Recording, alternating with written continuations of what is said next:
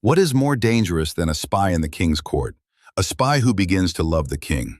Mariana de Vega arrived at Whitehall Palace with one mission: betray the English crown. As a Spanish agent, she was warned, "You will never let your heart betray you." But she never accounted for King Edmund IV. He is her target, but he's also the only one who sees the woman behind her mask. Now, she is trapped in an impossible choice. Every secret she sends betrays the man she loves, and every moment with him betrays her country. As suspicion tightens around her like a noose, Mariana must decide. Who will she sacrifice? The year was 1536, and the air inside Whitehall Palace shimmered with gold dust and danger. The courtiers called it a place of glory, but to Mariana de Vega, it was a gilded stage where truth never walked unmasked. The great hall was alive with motion. Women in brocade gowns swept past like jeweled birds, and men in crimson doublets whispered the language of ambition beneath painted smiles. Music echoed from the minstrel's gallery, a low, haunting melody of viols and lutes, but beneath the melody pulsed the quiet rhythm of fear.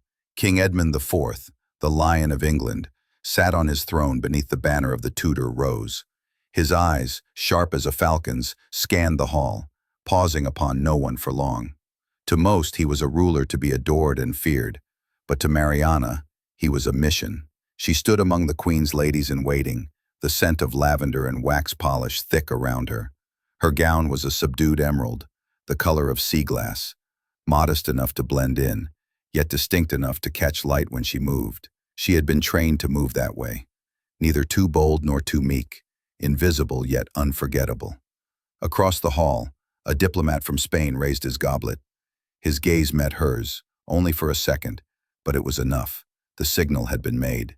Mariana's pulse quickened. That man, Count Rodrigo de Alvarado, was her contact, and the reason she was here in this treacherous court. Spain's king wanted eyes and ears in England, someone close to the Tudor throne. A maid would see nothing, a noblewoman would be watched, but a lady in waiting to the queen, quiet, loyal, graceful, could slip through doors no guard would block. As the music shifted, Mariana dipped her head in a bow to the queen and began her slow walk toward the tapestry-lined corridor. Every step echoed with the memory of the promise she had made in Madrid. You will serve your crown in silence. You will write in code. You will never be caught. And most of all, she had been warned, you will never let your heart betray you. She reached the far corridor, where torchlights softened into shadow. Count Rodrigo was waiting near a marble column, pretending to study a painting of St. George. When he spoke, his words were barely more than a whisper, swallowed by the hum of the hall behind them. Madrid is impatient, he said. The emperor grows restless. England must not ally with France. The king must remain uncertain, divided.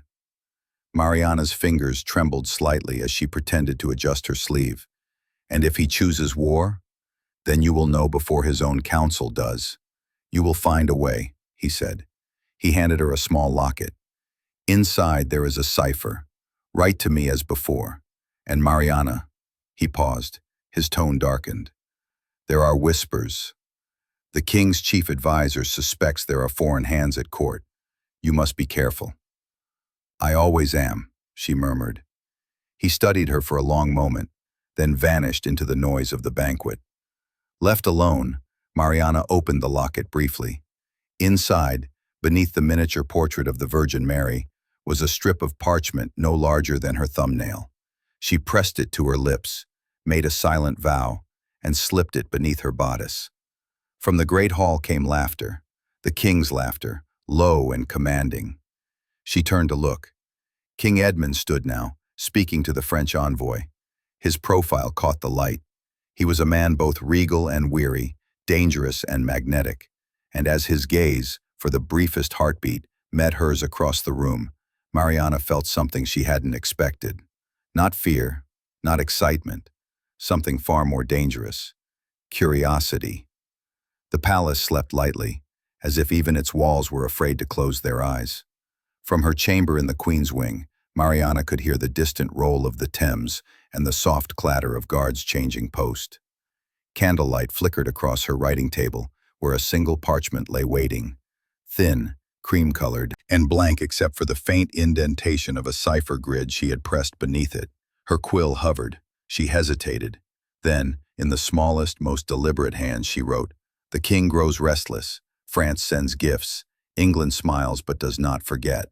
She paused, listening to the creak of the wind outside. Then, after a breath, she wrote again, "I will move closer." By morning, the letter would be hidden in a hollowed candlestick, passed to a servant who believed it was destined for a chapel archive, and then delivered, through a chain of loyal hands, to Spain. No one would suspect the quiet lady who served the queen with folded hands and lowered eyes. Yet even as she sealed the letter with wax, Mariana felt the unease that always followed her messages. Each word she sent carried both her power and her peril. Every report drew her deeper into a web from which there was no escape. That same morning, a messenger summoned her to the Queen's private solar. Queen Eleanor of England was young and beautiful in the fragile, uncertain way of women who lived under crowns. She was kind to Mariana, often confiding small sorrows, unaware that her trusted lady carried secrets heavier than gold. "You are to attend His Majesty at supper tonight," the Queen said, adjusting a string of pearls at her throat. "He has taken notice of your diligence. He wishes a report on the Queen's charities." The words were simple enough, but Mariana's pulse leapt. The king rarely summoned ladies alone. This was no casual audience. That evening the hall glowed like molten honey. Hundreds of candles lined the tables, their flames bending in the draught of whispered conversation. The king sat beneath a canopy of embroidered silk, his hand draped lazily over a goblet of wine. His eyes, the color of winter's sea, followed every movement with the precision of a hawk. When Mariana approached, a hush rippled through the courtiers. The king gestured for her to rise, his expression unreadable. "You serve my queen with grace," he said. "Tell me, Mistress de Vega, what do you see when you look upon my court?" His tone was light, but there was iron beneath it. This was not a question of courtesy. It was a test. Mariana bowed her head. "I see loyalty, Majesty, and beauty enough to make even foreign kings envious." A smile ghosted across his lips. "Foreign kings, you say? Then Spain must be blind indeed." The words struck her like a flick of a blade, casual, dangerous. Did he know, or was he merely toying with her? She forced herself to smile.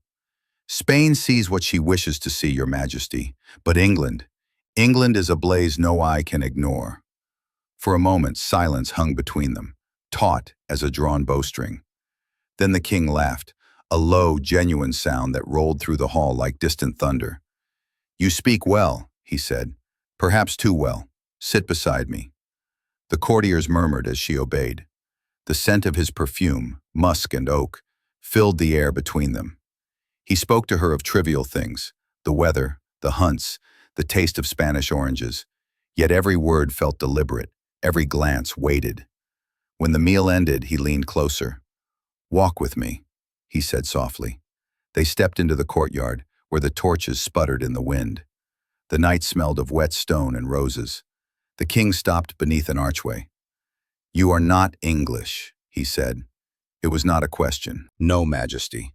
And yet you serve England's queen with more grace than any born of this soil. Why?" Her throat tightened. "Because duty is not bound by birth." He studied her for a long moment, his gaze searching, then turned away. A wise answer, perhaps too wise. As he walked back toward the hall, Mariana exhaled the breath she'd been holding. The next morning, a note awaited her in her chamber. No seal, no signature, just 6 words written in an elegant, unfamiliar hand. "You are to win his trust." Her mission had changed, no longer just eyes and ears. She was to become the king's shadow.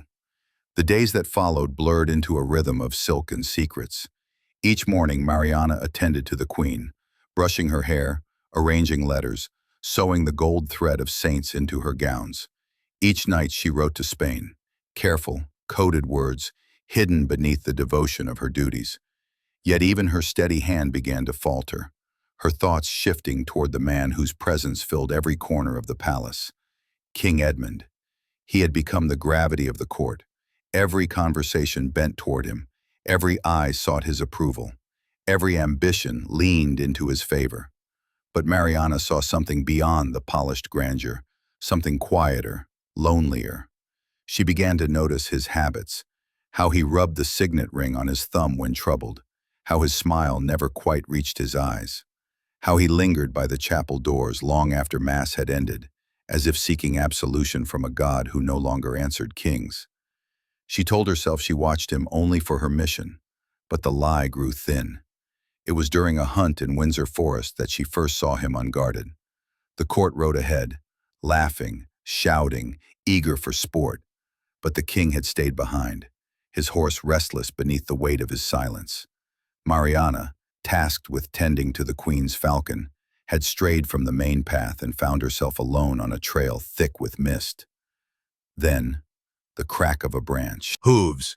A flash of movement through the fog. The king emerged, his cloak torn by brambles, his brow beaded with rain. He looked almost mortal then, not the painted figure of power, but a man drenched in the wild. "Lost, Mistress de Vega?" he said, breathless. "Only momentarily, Majesty," she replied, lowering her gaze. He dismounted and offered his hand. "Then we are both guilty of the same folly." She hesitated, then placed her gloved hand in his. His grip was warm, strong, startlingly human. The touch lasted only a heartbeat, yet it branded her like fire. They walked side by side through the dripping forest. No words passed between them for a time, only the soft hiss of rain against leaves. Finally he spoke. "When I was a boy, I dreamed that kings could be free, that power was a gift, not a prison. Do you think me a fool for that?" She glanced at him, startled by the confession. "No, Majesty, only a man." He turned to her then, and in that moment the distance between them ceased to exist. The silence thickened, charged, forbidden. Then, the distant sound of trumpets, calling the court back. The moment broke like glass. The king stepped back, his jaw tightening. "We should return," he said. "Yes, Your Majesty." But as she mounted her horse, she saw his reflection in a puddle, watching her, just once more, before turning away. That night, Mariana's report to Spain was shorter than ever. "The king trusts no one, but he speaks to me as he speaks to no other." She sealed it and pressed the wax shut, though her hands shook slightly. For the first time, her words felt like betrayal, not of England, but of her own heart. Whitehall glittered in the daylight, but beneath its marble skin, rot whispered through the corridors. Gossip was the court's favorite sport, more vicious than any hunt, more deadly than any duel. And lately, all gossip had turned toward one subject: the king's growing fascination with a lady not his queen, Mariana. She felt it long before she heard it, the change in tone when she entered a room, the eyes that lingered a heartbeat too long, the queen's handmaid who stopped smiling when their gazes met. Every conversation seemed to hush around her, every smile came with teeth. At first, she ignored it. She told herself she had endured worse dangers in Spain, training under false names, memorizing ciphers, listening through keyholes where a single creak could mean death. But those had been battles of intellect.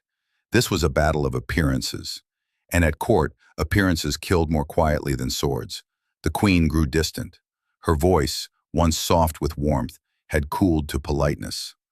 "You spend much time in His Majesty's service these days," Queen Eleanor said one morning as Mariana adjusted her gown's silver lacing. "Only as duty requires, Your Grace," Mariana replied carefully. "Of course." The queen's eyes met hers in the mirror. "Duty requires many things of us all." There was no accusation in her tone, only sorrow. That made it worse. That evening, the king summoned Mariana to the library, a vaulted chamber lined with the scent of vellum and smoke. The fire cast his face in uneven light, half shadow, half gold. "You've been silent," he said, turning a page in an illuminated Bible. "My counsel says I grow too fond of silence." "Perhaps silence keeps you wiser than they know," Mariana answered. He smiled faintly. "Or lonelier." The pause that followed was heavy enough to drown in. Mariana moved closer, unsure if she was drawn by curiosity or danger. Her every instinct screamed to retreat, and yet, His loneliness mirrored her own too sharply. Before she could speak, the doors creaked open. "Majesty," came a voice, low, precise, and venomously smooth. Lord Wimbley, the king's chief advisor, entered the room with a serpent's grace. His black robes whispered across the floor. He bowed, but his gaze flicked briefly toward Mariana, sharp and assessing. "I did not mean to intrude," Wimbley said, though his tone betrayed no apology. "His Excellency from France has sent word. The matter is delicate." The king nodded, irritation flashing in his eyes. "We will speak of it later. You may go, Mistress de Vega." As Mariana curtsied and turned to leave, she felt Wimbley's gaze pierce her back like a blade. That night, she could not sleep. The rain beat softly against the window panes, and the candles had burned low. On her table lay an unopened letter, the one she dared not send. Spain had demanded an update, but how could she describe what had happened? How could she confess that the king had become something more than a name in her orders? She walked to the window and pressed her palm against the glass. Below, the courtyard glistened like spilled ink. A figure stood in the rain, cloaked, motionless, watching. Her breath caught. She stepped back, her heart hammering. But when she looked again, the courtyard was empty. The next morning she found a small piece of parchment slipped beneath her chamber door. No signature, just a single line in a hand she did not recognize. "Careful, little dove. Hawks are circling." Her blood ran cold. Over the following days she noticed Wimbley's presence everywhere. At supper, in council, even during Mass, where he knelt just behind her pew, murmuring prayers that never reached heaven. His gaze followed her, patient, calculating. He began to test her, casually at first. "Your Spanish is flawless, mistress," he remarked one afternoon as they both attended the Queen. "Almost as if you were born to it." She smiled politely. "My mother's tutor was a Spaniard, my lord. His lessons left their mark." "Indeed," he said softly, "some marks run deeper than others." That night, Mariana burned every note she had written to Spain. The locket that had once carried her cipher, she buried it beneath the roots of a rosebush in the royal gardens. For the first time, she considered what it might mean to stop writing altogether. But then she remembered her family in Seville, her mother's frail hands, her brother's hungry eyes. Spain had promised them safety in exchange for her service. Her silence could cost them their lives. The next letter she sent was brief, too brief perhaps. "The king is restless. His advisor grows suspicious. My cover may soon break. I await orders." The following evening, a coded reply was slipped into the chapel pew during Vespers. "If suspicion grows, draw the king's affection deeper. You will know what to do when the time comes." She read it twice, her stomach turning. What they were asking was no longer espionage, it was seduction. And yet, as she stood later that night in the flickering glow of the library, where the king had summoned her once more, Mariana realized she could no longer tell where the act began and her heart ended. "Is it wrong," he said quietly, "for a king to crave truth in a place so full of lies?" She looked at him, at the man behind the crown, and for the first time she did not think of Spain or England, only of him. "Not wrong," she whispered, "only dangerous." The king smiled, weary, genuine. "Then we are both already lost." From the shadows beyond the half-open door, unseen by either of them, Lord Wimbley watched and smiled. The weeks that followed moved like a fevered dream, half golden, half shadow. The court sparkled brighter than ever. Banquets, tournaments, and dances held to celebrate England's peace with France, though every noble in attendance knew that peace was only a performance. But beneath the laughter, whispers grew louder. Whispers about her, about the foreign lady who had somehow captured the king's attention. Everywhere Mariana went, she felt the weight of invisible eyes. Even the queen's smiles had turned fragile, as though each one was carved through pain. The once gentle warmth between them had cooled into something brittle. Two women locked in the same gilded cage, both aware that the king's gaze lingered elsewhere. And still, Mariana could not stay away.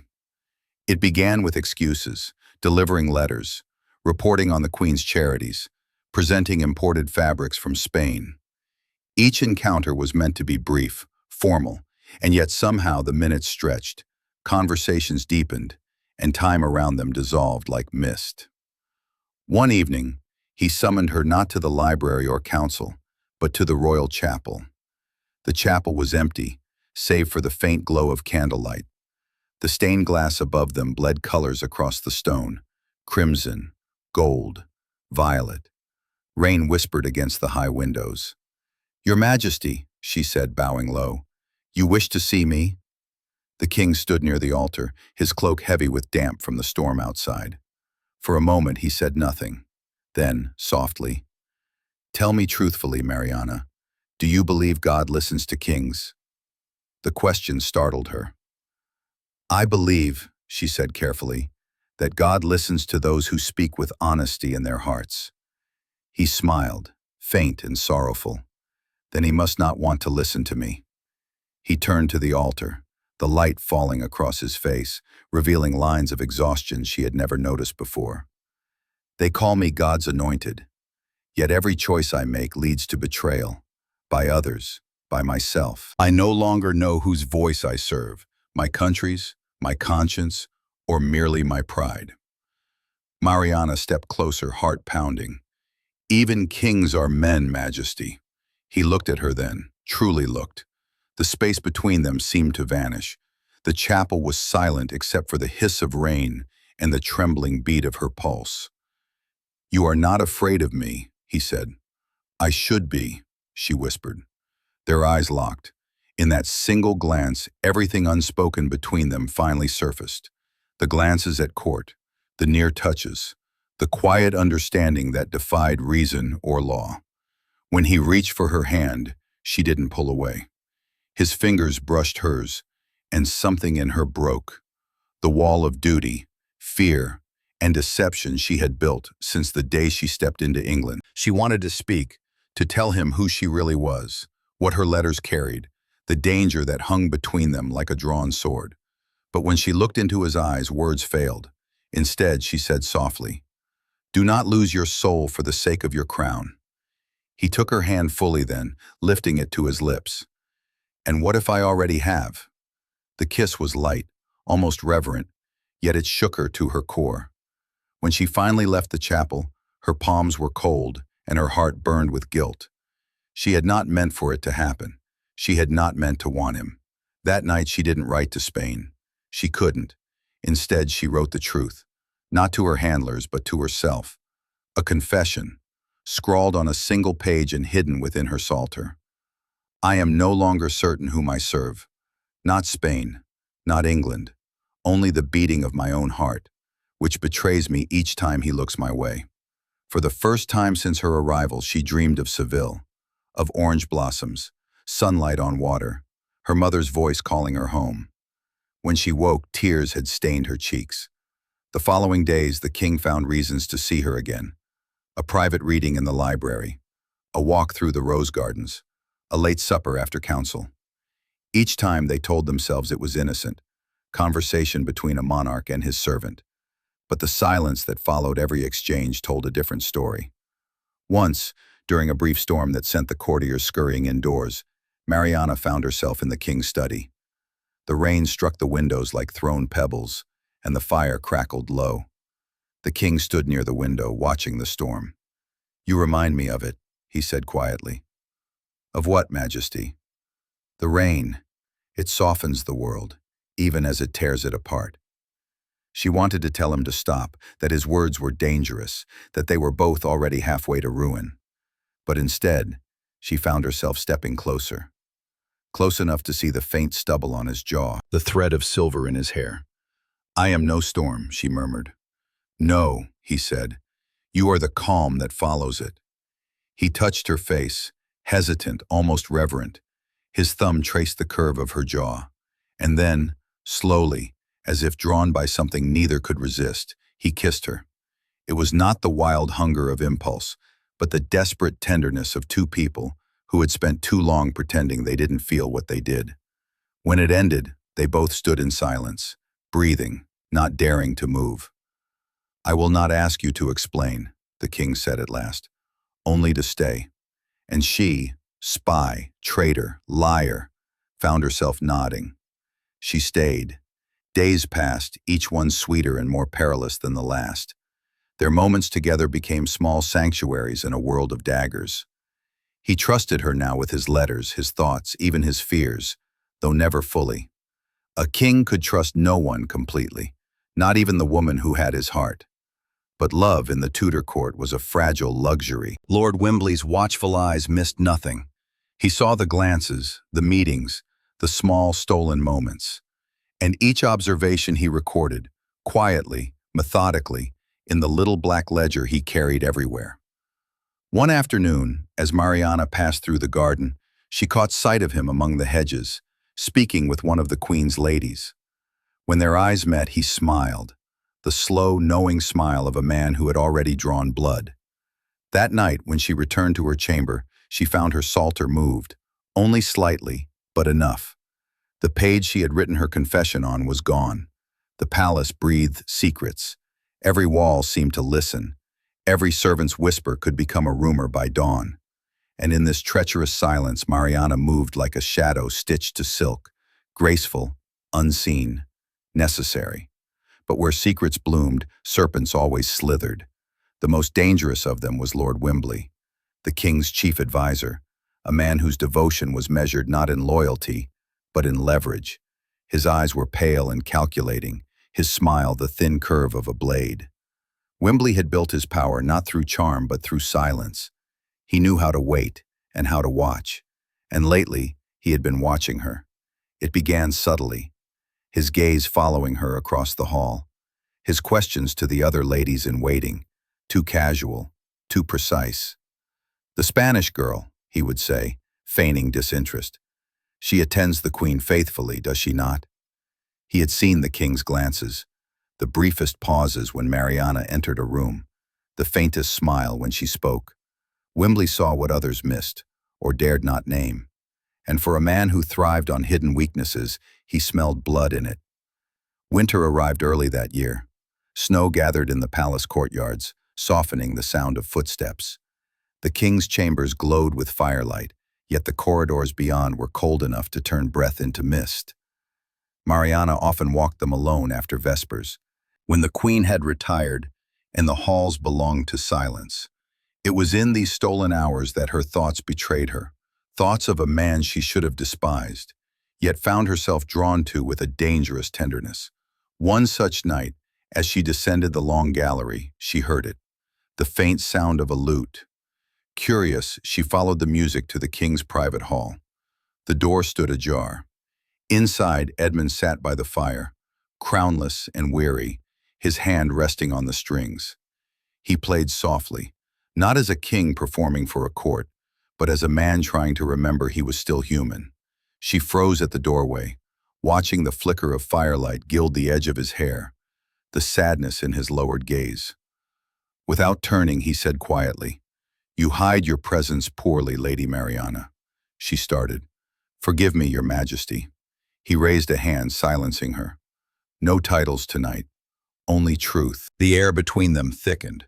She stepped closer, the light catching on the silver embroidery of her gown. The fire crackled, and for a long time neither spoke. "I dream of peace," he said finally, his voice low. "But peace is a crown no man can wear." Mariana felt her chest tighten. "Then perhaps, Majesty, it is not peace you seek, but redemption." He looked up at her, and in his eyes she saw not a monarch, but a man weighed down by ghosts. "And what would you know of redemption?" She could have told him everything, about the letters hidden beneath her mattress, the invisible thread tying her to Spain, the guilt that gnawed at her with every passing dawn. Instead, she said softly, "Only that those who seek it rarely find it in thrones." He smiled faintly, not out of amusement, but recognition. "You speak boldly." "Only because I have little to lose," she whispered. For a heartbeat, the world held still. He reached out as if to touch her cheek, then stopped, fingers trembling, the weight of crowns and consequence pulling him back. "You should go," he said, his voice raw. She nodded, bowing her head. "As you wish, your majesty." She turned to leave, but before she crossed the threshold, he spoke again, barely above a whisper. "Do not call me majesty when we are alone." Her heart stilled. "Then what shall I call you?" His answer came after a pause, soft as ash. "Edmund." She left without another word, but the name lingered on her tongue, a forbidden prayer. The next morning, Lord Wimberley found a fragment of parchment by the Queen's study, a piece of torn cipher, faintly scented with beeswax and lavender. A language not English, not French, Spanish perhaps. He smiled.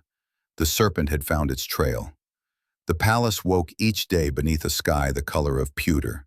Winter had settled into every stone, every breath, every silence. Fires burned in every hall, yet the cold seemed to come from within, not the air, but the hearts that conspired inside those gilded walls. And no heart was quieter, more burdened than Mariana's. The king's name, Edmund, haunted her thoughts. She whispered it only in the privacy of her mind, afraid that even the walls might betray her. Each glance they shared in public was a spark quickly smothered, each word laced with meaning no one dared to speak aloud. But danger, like perfume, lingers longest when disguised by sweetness. Lord Wimberley had grown patient, too patient. He watched her with the stillness of a snake, content to wait until the moment she would shed her mask. His suspicions had not yet hardened into proof, but proof, he knew, was only ever a matter of time. It was a night heavy with wind when Mariana's second letter nearly undid her. Don't go yet. Like, subscribe, and turn on notification for part 2.